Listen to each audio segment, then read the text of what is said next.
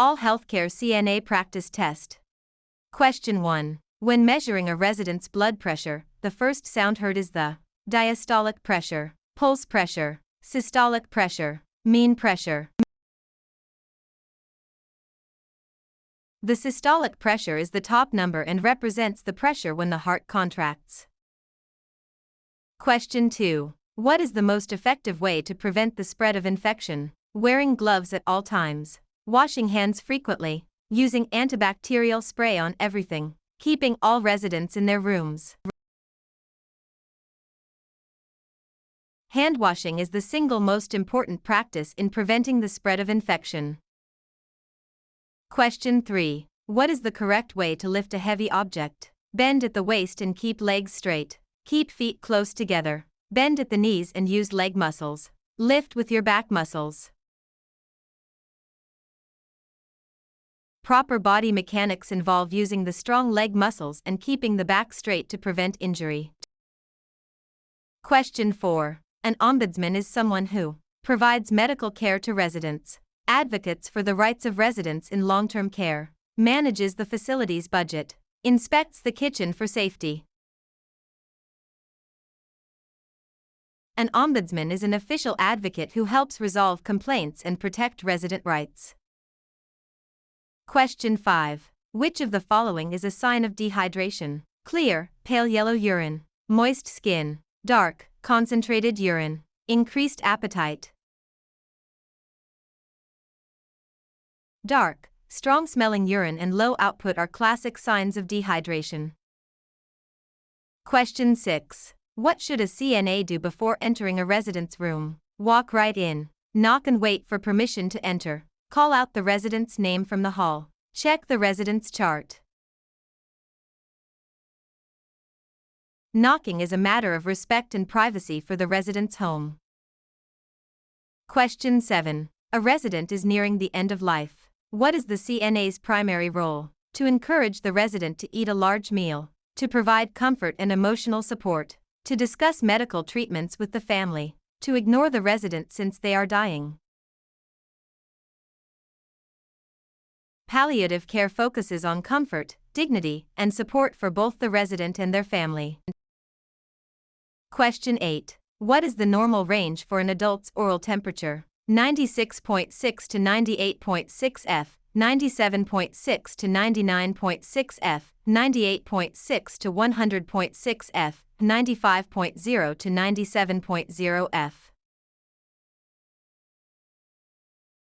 The average oral temperature is 98.6 degrees Fahrenheit, with a normal range typically between 97.6 degrees Fahrenheit and 99.6 degrees Fahrenheit.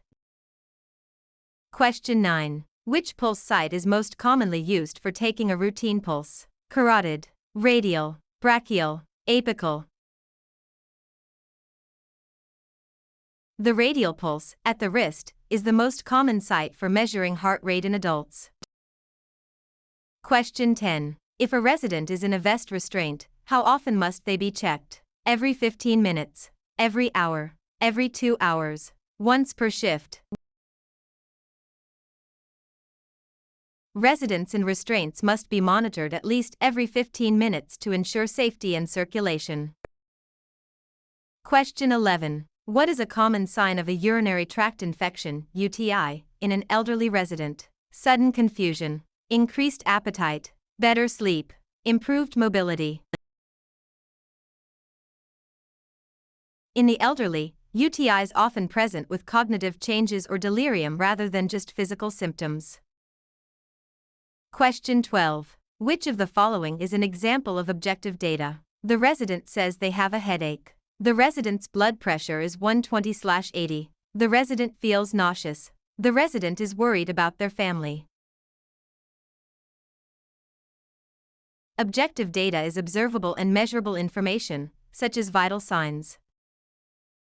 Question 13. What is sundowning? Increased confusion and agitation in the evening hours, sleeping all day and staying up all night, a skin condition caused by the sun, the resident feeling better at the end of the day.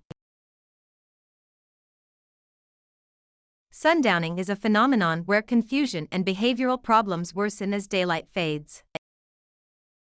Question 14. When communicating with a hearing-impaired resident, the CNA should shout as loudly as possible, speak slowly and face the resident directly. Only use written notes. Avoid talking to them.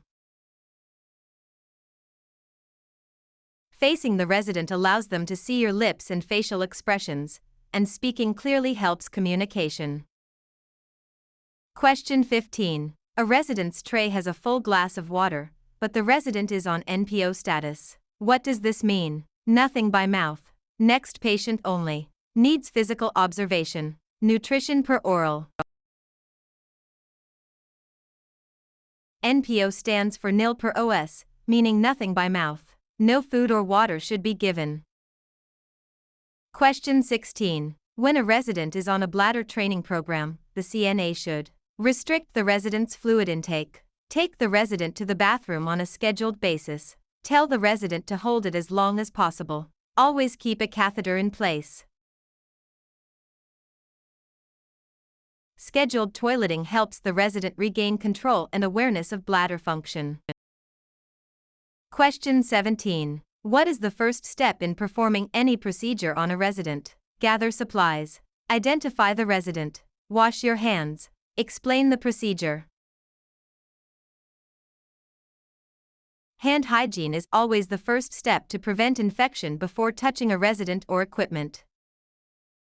Question 18. If a CNA sees another staff member hitting a resident, what is the first action to take? Call the police immediately. Stop the abuse and ensure the resident is safe. Report it at the end of the shift. Ignore it if it doesn't happen again. Safety is the priority. The CNA must intervene to stop the abuse immediately. Question 19. When should standard precautions be used? Only for residents with known infections. Only when the resident is coughing. For every resident at all times. Only when the nurse tells you to.